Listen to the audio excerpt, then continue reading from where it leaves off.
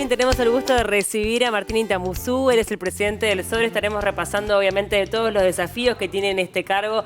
Asumió en el 2020, ya casi en plena pandemia, unos días previos a la pandemia. Y bueno, estaremos hablando un poco de todo lo que ha afrontado en este periodo y todo lo que queda por delante.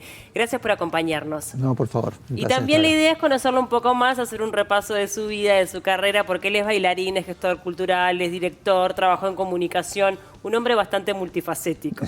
Tuve por varios lugares. Por varios lugares. Inquieto, diría yo. El mundo del arte entró en tu vida por el teatro, ¿es así? Bueno, en realidad entró porque cuando era chico mi madre nos llevaba a talleres de expresión con canciones para no dormir la siesta. Ah, qué divino. Y ahí había de todo, había danza, había teatro, había música. Entonces entró por varios lados. Lo primero que empecé a hacer fue teatro y una profe de teatro me propuso, porque empezaba a tomar clases de danza y justo mi hermana iba a clases de ballet y ahí entré en el ballet y me seguí por ese camino. ¿Pero entraste a ballet clásico al principio? Sí, primero iba con una maestra del barrio y luego ella misma me dijo, ¿por qué no audicionás para la Escuela Nacional de Danza del SODRE? Sí. Y fui, hice la audición y empecé en ballet clásico y luego me fui a vivir a Ámsterdam y en Ámsterdam ahí empecé con la danza contemporánea más fuerte. Y fue el camino que decidí. Claro, porque sos como un referente de lo que es danza contemporánea en un momento donde de repente no estaba, al menos acá en Uruguay, tan presente. ¿Había alguna experiencia capaz que con Figueroa? Muchas. Yo tuve maestras que la verdad que son la vanguardia y que cuando no era tan común ver danza contemporánea, Graciela Figueroa, Florencia Varela, Carolina de Sobieski, son todas maestras con las que yo tomé clases cuando estaba acá en Uruguay y que siguen siendo hasta hoy maestras que forman generaciones de bailarines. Claro. ¿Y por qué es que decidiste, para seguir formándote, decidiste viajar al exterior? Porque acá la Escuela Nacional de Danza solamente ofrecía la carrera de folclore o la carrera de ballet. Sí. Y como yo quería hacer danza contemporánea, la profesora que yo tenía de danza contemporánea en la escuela, que era Florencia Varela, me hizo conocer un programa que había en Ámsterdam y así fue que yo me postulé porque sabía que quería formarme en danza contemporánea. Por suerte luego cuando vine a Uruguay, una de las cosas que me pidieron fue que creara la carrera de danza contemporánea y soy fundador en la Escuela del SODRE de la carrera de danza contemporánea. O sea que aquella oportunidad que yo no tuve, hoy sí es posible tener una formación en danza contemporánea. Hoy también tenemos ballet, por supuesto, folclore, también tenemos tango y lo novedoso es que desde el 2021 que el presidente firmó el decreto que le reconoce a las escuelas del SODRE su calidad de terciario, cosa que para los que estudiaban antes era un título que irónico, una institución que pertenece al MEC no estaba reconocida por el MEC. No, y que además tiene una demanda horaria impresionante, o sea, a veces es muy difícil poder dedicarte a otra cosa si estás estudiando si lo eso. tomás como una profesión, yo creo que es simbólico el reconocerlo como terciario, pero también tiene esa lectura de decir, lo reconozco porque es una actividad profesional. Claro. La gente vive de la danza o del canto lírico, que es la otra que se reconoció. Así que es otro el contexto en el que yo me fui al que estamos ahora. ¿Y cómo fue tu experiencia en Alemania? Bueno, cuando estuve en Ámsterdam, audicioné para una compañía en Italia para bailar. Ahí me vio una directora que me invitó a trabajar en Alemania y ahí me quedé mucho tiempo. Y la verdad, justo hablaba con ella ayer, con la directora, y hay un montón de cosas de Alemania que extraño, del funcionamiento más que nada, pero otras cosas que me encanta de la vida en Uruguay, que son esas cosas que tienen que ver más con la cultura nuestra, la cercanía que tenemos.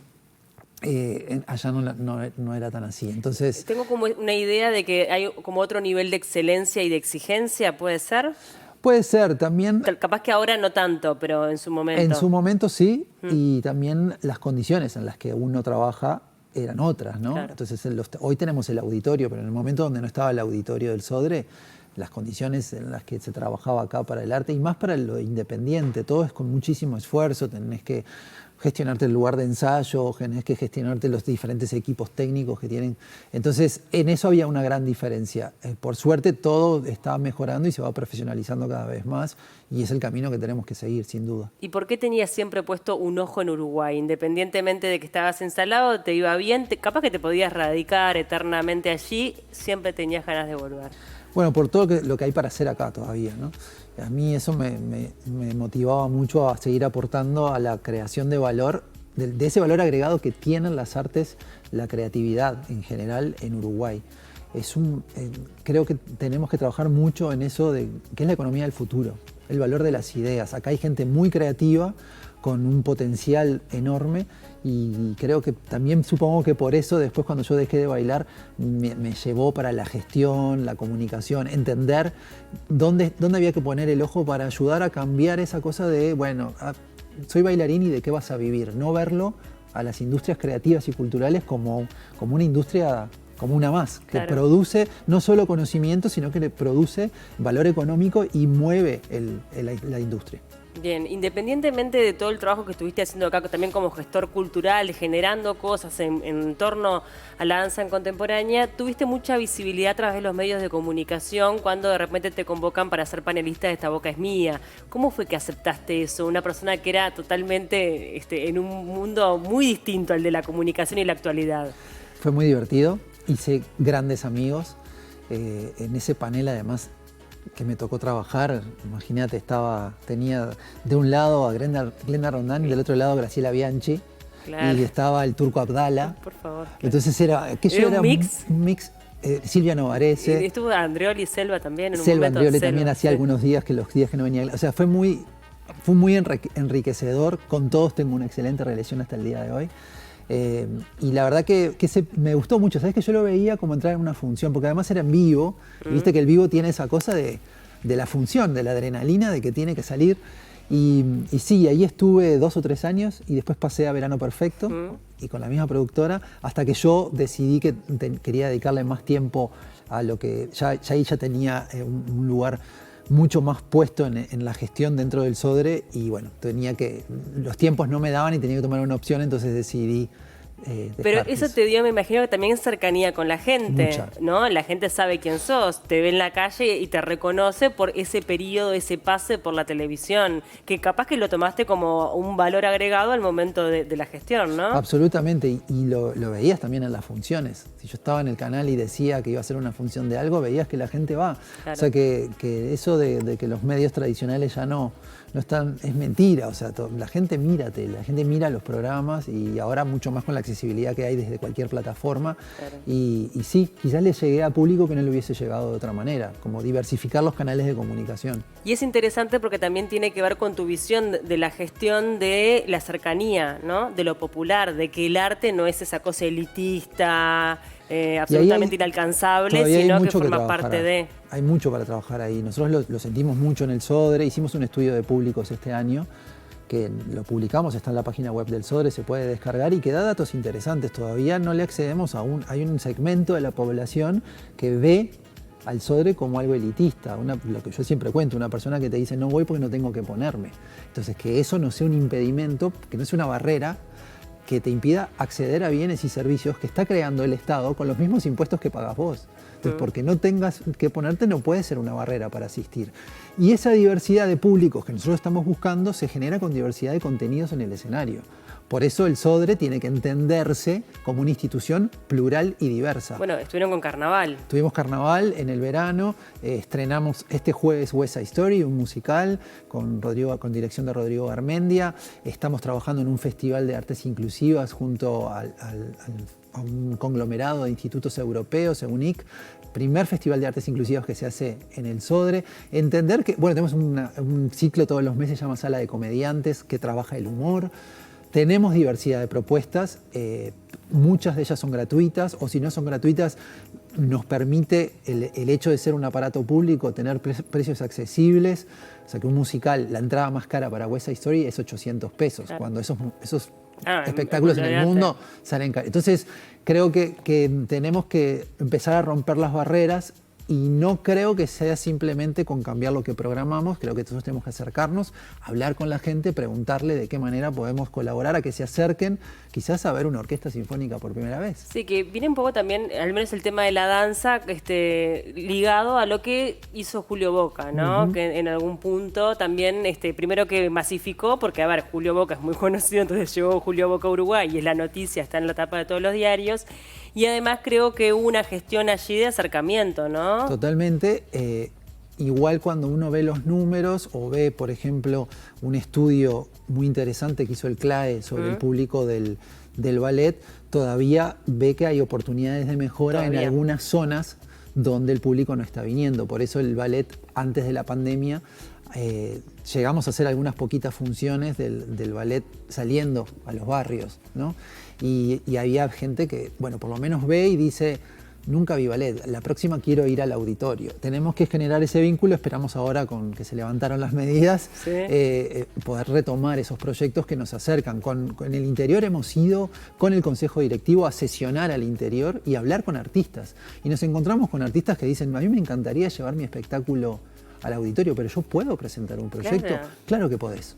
Claro que el escenario mayor del país, que incluye además otras salas pequeñas de otros formatos, tiene que recibir propuestas de todo el país. Obviamente pasa por un criterio curatorial que se ve, se arma una Y hay un programación. espectáculo de calidad en todas las áreas, digo, no tiene nada que ver, obviamente, tiene que ser un buen espectáculo, eso está Exacto. clarísimo. Y bueno, y ahora estamos recibiendo propuestas. Ahora en mayo te recibimos a la Orquesta Sinfónica de La Valleja, que va a estar tocando en el Auditorio Nelly Goitiño por primera vez. Divino. Entonces, ese cruce tenemos que hacerlo y no hay otra manera. Yo creo mucho en esto, en hablarnos, no de sacar un comunicado de prensa, ir al lugar, llegar, preguntarle, ¿qué podemos hacer? Claro. ¿Cómo es tu vínculo con el carnaval? Tengo varios vínculos, vengo de una familia muy carnavalera.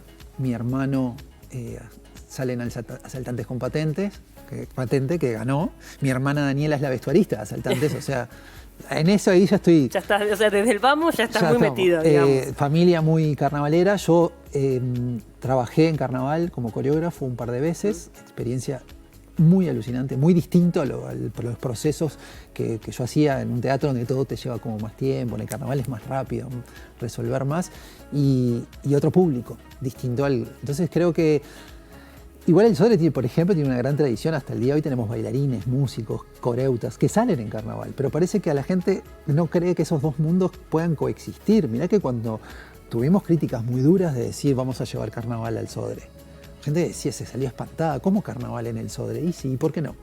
Claro. ¿Por qué no? ¿Por qué no? O sea, tenemos que empezar a construir puentes, más que dividir y generar una brecha de la alta o la baja cultura. Realmente me parece que ya pasamos eso, tenemos que hacerlo con criterio, por supuesto. El otro día leía al nuevo director del Teatro Colón que hablaba justamente de lo mismo, un Colón para todos, pero no para todo. Bueno, acá es lo mismo, tiene que ser para todos, pero para eso tenés que generar diversidad, lo que la oferta tiene que ser diversa. Sí, no, sin duda el carnaval es la fiesta popular más importante del país, digo, así que es entendible que Después de la Patria Gaucha. Después está, es puede ser discutible, te voy a decir, ¿eh? Estamos ahí. Lo discutimos Porque de verdad que es bueno, muy... pero por ejemplo, estuvimos en la Patria Gaucha con el ballet folclórico y por Claro. primera vez fuimos a la Patria Gaucha, nunca habíamos ido. Es impresionante, Decía, el claro. Sodre en la Patria Gaucha, ¿qué hacen? Esos vínculos tenemos que hacer. Bien. ¿Te parece que el carnaval tiene todo permitido?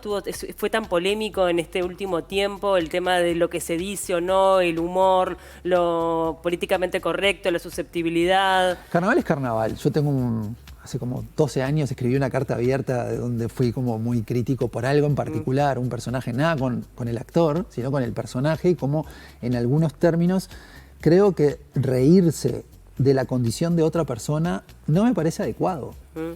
Y quien lo valida es el espectador. Si yo estoy con un niño viendo eso, un poco que le estoy diciendo eso está bien. Entonces a mí no me parece adecuado reírte de la condición de alguien. Te podés reír del personaje, y soy el primero en aplaudir. Me acuerdo, en aquel momento había Leo Pachela, me imitaba a mí en una humorada, y yo fui el primero en ir a decirle gracias, me Claro, reí muy de muchísimo, y él me vio venir como, ¿qué me viene a Tengo decir? miedo, claro. Yo no tengo problema. Sí pienso que cuando esto que vos estás haciendo y te parece divertido le puede generar algo dañino a otra persona, no sé, por lo menos es para replanteárselo y ver desde qué lugar lo vas a hacer. Claro.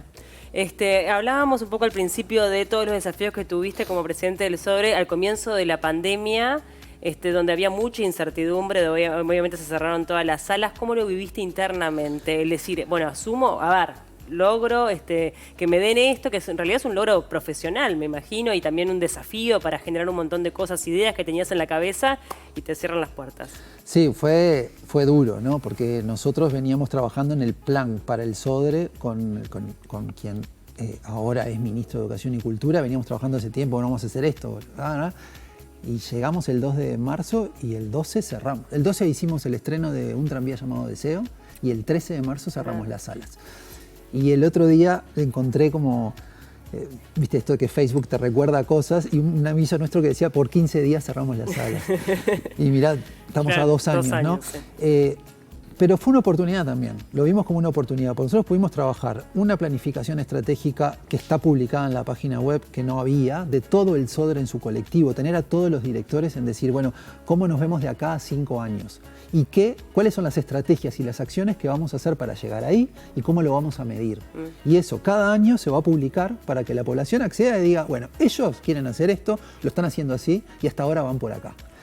Lograr eso no lo podíamos hacer si no teníamos tiempo para dedicarle a pensar a todo esto. Y paralelamente logramos un acuerdo que sigue vigente con el Canal 5, donde todos los viernes tenemos un espectáculo, cosa que se había perdido y que es maravilloso. Sí, que llega un montón de gente de todo el país y del mundo, porque después queda subido en YouTube. Y los contenidos digitales. Hay contenidos que creamos específicamente para lo digital, que ya no es lo mismo. Entonces, ahora que volvimos, somos híbridos. No nos podemos olvidar de la pantalla, porque ahí hay gente que está consumiendo los contenidos solo por pantalla, ni tampoco de lo presencial. Entonces, creo que la pandemia se transformó en una oportunidad para repensarnos y modernizar la gestión desde ese punto de vista. Sí, falta profesionalización en la gestión. Digo, en Uruguay se viene trabajando mucho, mismo hay carreras, recién mencionabas el CLAE, que forma a gestores culturales, pero es como, a veces, es ese, no sé cómo explicarlo, pero ese prejuicio de que del arte no se puede vivir, sigue muy instalado. Hay que profesionalizar mucho más el rol del gestor cultural. Yo coordino la carrera de Gestión Cultural en la Universidad Católica y en este momento tenemos casi 30 estudiantes, con lo cual ves que hay gente que se quiere dedicar a esto. Claro. Lo llamativo es que dentro de la gente que se inscribe ves que hay gente que ya se dedica a esto, que lo que tiene que es que organizar su conocimiento o tener un título que lo valide. Claro, pero para eso necesitamos que haya más llamados, que cuando se hacen llamados para centros culturales, directores de teatro, les pidan como condición tener el título de gestor cultural. Claro. Porque eso va a validar un conocimiento, va a validar una carrera, que hasta no hace mucho no se pedía. Se pedía experiencia en las artes y no se pedía tener un título en gestión. Entonces creo que ahí hay que posicionarnos, pero tiene que ver con esto de que el arte era un hobby, ¿no? Claro. ¿De qué vas a vivir? Es que es tal cual, ¿no? Y al día de hoy, realmente, si bien hemos avanzado mucho a no ser los cuerpos estables, la mayoría de los artistas tienen que dedicarse a la docencia o buscarle por otro lado para poder vivir de esto en Uruguay. Exacto. Entonces, o sea, de la obra de teatro no vivís. Ahí se necesita profesionalizar más este rol del gestor cultural, profesionalizar más la educación artística, que ahora por primera vez en la Comisión de Educación que existe en el MEC está sentado el SODRE con un representante, o sea que la educación artística dialoga con UDELAR, con UTEC, con ANEP. Tener ese lugar para la creatividad es clave para pensar en el futuro. Hay un montón de soluciones que la creatividad va a poder traer sobre la mesa. Sí. ¿Y hay posibilidades siendo un país tan chico donde hay un mercado interno tan pequeño? Sí, porque tenemos que pensar desde lo local hacia lo global. No podemos pensar en un mercado solamente de estos 3,5 millones de habitantes. Tenemos que salir. Tenemos que pensar qué otras ideas y qué otra creatividad puedo vender hacia afuera. Claro. Y a eso tenemos que ponerle valor. A veces en la cultura le cuesta mucho decir, poner un precio a esto que estás haciendo, porque esto tiene un valor. Claro. Y vos vivís de esto. Entonces, como que tenemos que romper ese prejuicio. Sí, sí, exactamente. Es mi profesión. Y esto es lo que hago. Y del otro lado también, ¿no? Cuando decís, no, vení, tocá en mi bar, así la gente te conoce. No. Pagame para tocar en el bar. Entonces tiene que ser de los dos lados. Es mi trabajo, obviamente. Bueno, desafíos por delante. Ahora, bueno, ya anunciamos, recién acaba de anunciar el presidente que se levanta la emergencia sanitaria. Consideramos que de repente el aforo va a llegar al 100%. Esperemos que sí, es lo que veníamos hablando con el subsecretario de Salud Pública, con quienes hemos trabajado toda la pandemia muy de la mano. Esperemos que el levantamiento de las medidas incluya llegar al 100% de aforo, porque ahora tenemos 100% solo si fueran vacunados. Sí. Con mixto es 65%. Esperemos que esto sea 100% mixto. Bien. Supongo que habrá otras medidas que tengamos que respetar, pero bueno, llegar al 100% del aforo es algo que se hace necesario. ¿Y los desafíos en la programación 2022? Recién mencionábamos West Side Story y... West Side Story, que es esta semana, de jueves a domingo. Las entradas están en la venta en Ticantel. Y después, la semana después de Semana Santa, tenemos el primer Festival de Artes Inclusivas, que recién veía que conversaban con la Asociación Down del Uruguay, que participó de la comisión. Este festival tiene una curaduría comunitaria donde participaron todas las sociedades civiles, participó también EUNIC, como decía, que es este conglomerado de institutos culturales, el MIDES, la Intendencia. Hay un montón que hicieron posible este festival, que es la primera vez donde vamos a tener obras que incluyen a personas con discapacidad, de Suecia, de España, por supuesto nacionales que se hicieron por un llamado nacional, talleres y todo, los espectáculos, los talleres y las charlas, todo gratuito gracias al apoyo no solo de UNIC, sino de otras empresas que están subidas en este proyecto. Va a ser toda la semana después de Semana de Turismo. Bien, hay mucho trabajo por delante intentando justamente eso, acercar, incluir. Totalmente, ¿no? Inclusive con esto del canal, a las personas que no puedan venir al festival, que va a ser en la Sala Hugo Balso y en la Nelly Goitiño, se va a hacer un especial que va a ser emitido por Canal 5 después que termine el festival. Muchas gracias por el tiempo y bueno, y éxito en lo que quede de gestión. Bueno, arriba. muchas gracias. Gracias.